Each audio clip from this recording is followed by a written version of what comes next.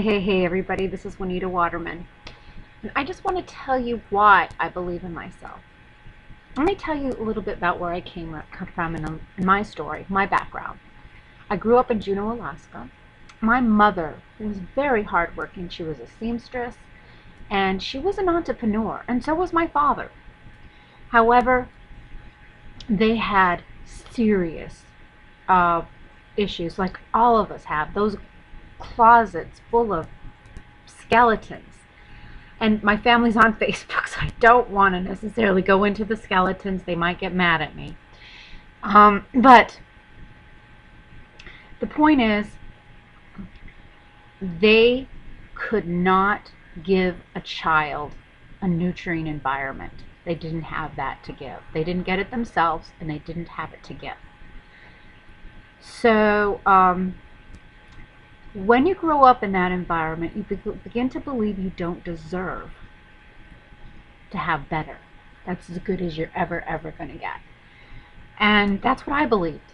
I grew up believing that all I needed to be was a waitress because I didn't want to be like my mom, never having time for her family, working 24/7, and my dad in front of the television watching TV 24/7 when he would get home from work. They acted like work was a terrible place to go, and they'd come home and wouldn't have energy or time for the important people in their lives if they even came home. But what it taught me is I wasn't valuable as a person to spend time with. So when I went through school, I skipped school. I hated school. I peed my pants every day, for God's sakes. I was called stinky.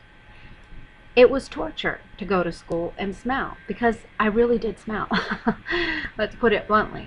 And that was a shaming thing for me as well for a long time, until I realized, oh my God, I was just a little kid. I don't need to be ashamed of that anymore. I wet my bed too. So once I realized I was just a kid and I had problems, so what? But it took hearing other people's stories over and over again until I could believe in myself. Until I had to hang out with other people, listening to their tapes over and over again, and how they believed in themselves after going through trauma even 10 times worse than mine. And they came out on top. How come? Because they hung around people who believed in themselves.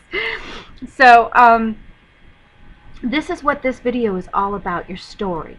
Your story is not an excuse to not do this business. Your story, the uglier it is, the worse it is, the better story you have. So I grew up thinking I'm never going to go to, I got kids, you know, of course, that first guy that came along, I fell in love with him, had a baby, he left me. Second guy came along, I fell in love or wanted a father for my baby, had another baby right away. Pretty bad, huh? Yeah, no brains. And he ended up being an extreme alcoholic, and I didn't want my babies around that. I wanted them safe. He was into drugs and drug dealers, and I couldn't be around that. So I went in a homeless shelter for women, beat up women. I also was beat up too. I didn't have bruises. That's what abused women say. Oh, but it wasn't that bad. So that's how I got in an abuse shelter with my babies, which I was totally grateful for.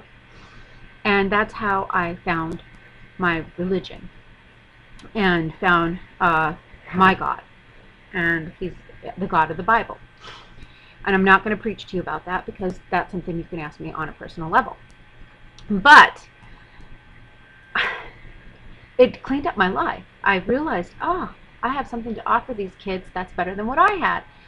But I will beg, borrow, or steal before I put them in daycare. I'm going to take care of my own kids. But I had to go on welfare and food stamps to do that. Again, horrifying. And with the pride I had in myself, I didn't want to do that. But I felt there was no other way. I felt trapped. I didn't know about being... I saw my mother be an entrepreneur and watched that kill our family. And I didn't know about MLMs. I tried Tupperware and Avon, but because of my lifestyle of moving and coming and going, you really couldn't get a really good customer base if you're moving all the time and getting beat up, and you know what I'm saying. So anyway, finally, my kids are grown up, and I find a great husband, and he takes care of himself. I mean, I'd suffered depression all these years. I never took care of myself. And I always said, oh, I don't have enough money, I don't have enough money, I don't have enough money. And my husband, he took care of himself. He would buy the best stuff for his muscles and the best stuff for whatever he needed.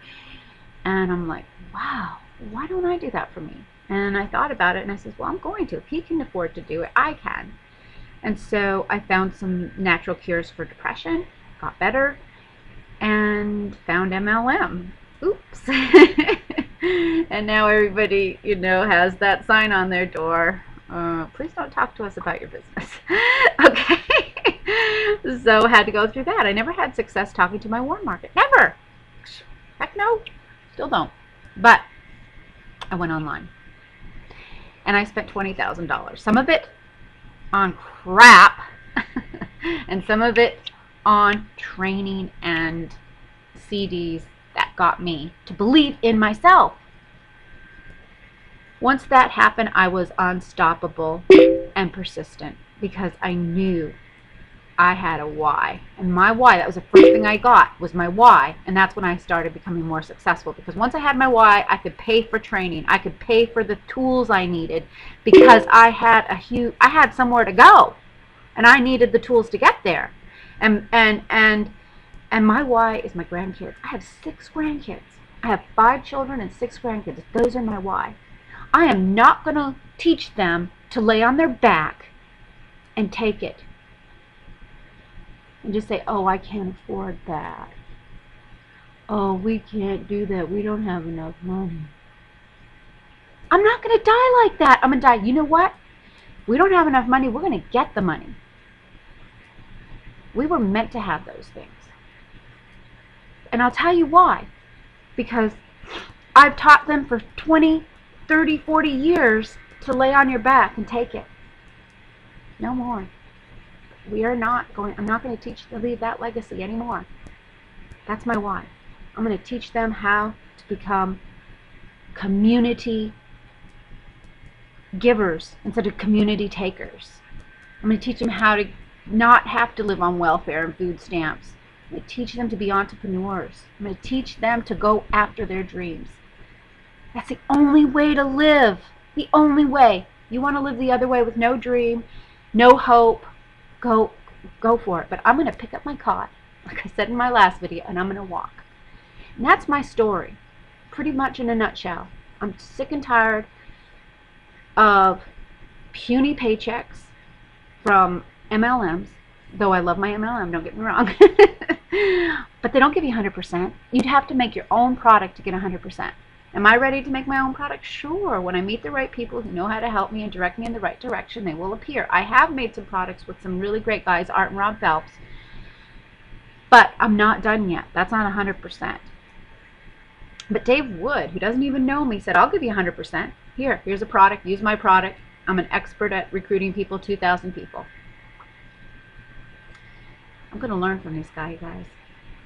And my story is going to be exploding. You can join me, or you can join somebody else. I don't care. Just have a great life. Have a great life. Follow your dream.